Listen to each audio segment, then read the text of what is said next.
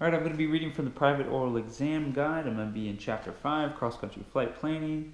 This will be in Section D, Federal Aviation Regulations, Part 91, page 5-22. If an in-flight emergency requires immediate action by the pilot, what authority and responsibilities does he or she have? Pilot in command is directly responsible for and is the final authority as to the operation of the aircraft. This is 14 CFR 91.3. In an in-flight emergency requiring immediate action, the pilot in command may deviate from any rule in Part 91 to the extent required to meet that emergency. Each pilot in command who deviates from a Part 91 rule shall, upon request from the administrator, send a written report of that deviation to the administrator.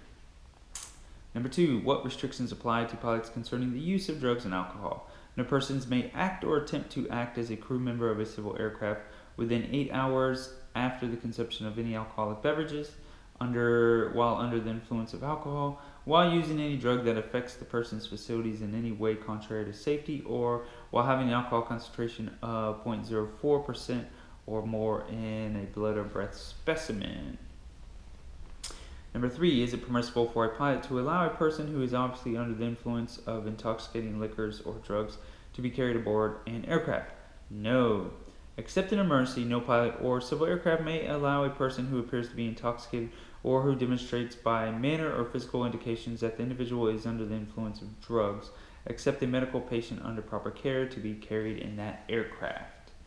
Number 4, may portable electronic devices be operated on board aircraft? CFR 14 CFR 91.21. Aircraft operated by a holder of an air carrier operating certificate or an aircraft operating under IFR may not allow operation of electronic devices on board the aircraft.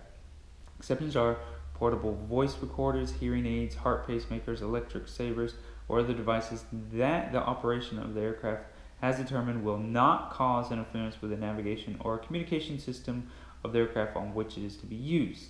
Number 5. Under what conditions may objects be dropped from an aircraft? No pilot in command of a civil aircraft may allow any object to be dropped from an aircraft in flight that creates a hazard to persons or property. However, this section does not prohibit the dropping of any object if reasonable precautions are taken to avoid injury or damage to persons or property. 14 CFR 91.15. Number 6. Concerning a flight in the local area. In any pre-flight action required, and if so, what must it consist of? Yes.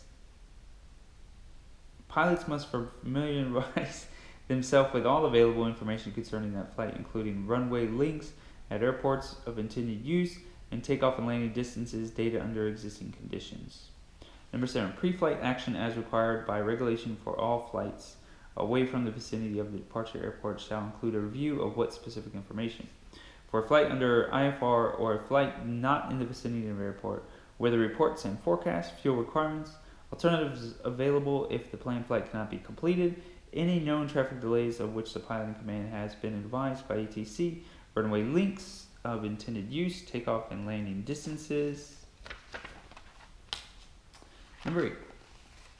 Which person on board an aircraft are required to use seatbelts and when?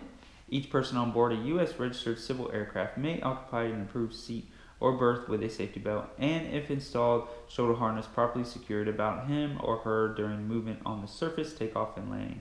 However, a person who has not reached his or her second birthday, does not occupy or use any restraining device, may be held by an adult who is occupying a seat or berth, and a person on board for the purpose of engaging in sport parachuting may use the floor of the aircraft as a seat.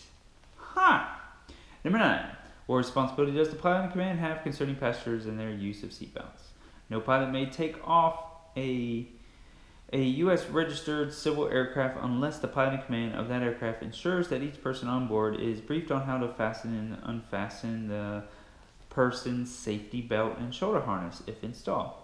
The pilot in command shall ensure that all persons on board have been notified to fasten their seatbelt and shoulder harness if installed before movement of the aircraft on the surface, takeoff, or landing. Number 10. When are flight crew members required to keep their seatbelts and shoulder harnesses fastened? During takeoff and landing, and while en route, each required flight crew member shall keep his or her seatbelt fastened while at his or her station. During takeoff and landing, this includes shoulder harness, if installed, unless it interferes with other required duties. Number 11. If operating aircraft in close proximity to another, such as a formation flight, what regulations apply? No person may operate an aircraft so close to another aircraft as to create a collision hazard. No person may operate an aircraft in formation flight except by arrangement with the pilot in command of each aircraft in formation. No person may operate an aircraft carrying passengers for hire in formation flight. Number 12. What is the order of right-of-way as applied to different categories of aircraft? Balloons, gliders, airships, airplanes, rotorcraft. Aircraft towing or refueling other aircraft have the right-of-way over all other engine-driven aircraft.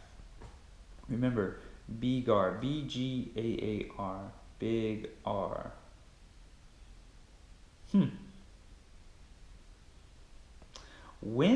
Number 13, when would an aircraft have the right-of-way over all other traffic?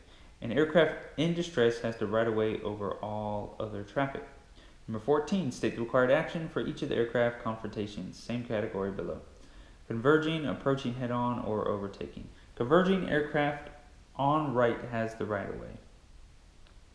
Approaching head-on, both aircraft shall alter course to the right. Overtaking, aircraft being overtaken has the right-of-way. Pilot of the overtaken aircraft shall alter course to the right.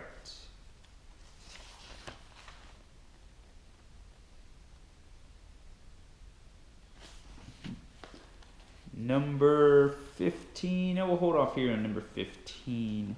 Let's see. Yeah, there's a lot here. We'll hold up here on number 15, chapter 5, cross-country flight planning, page 5-26.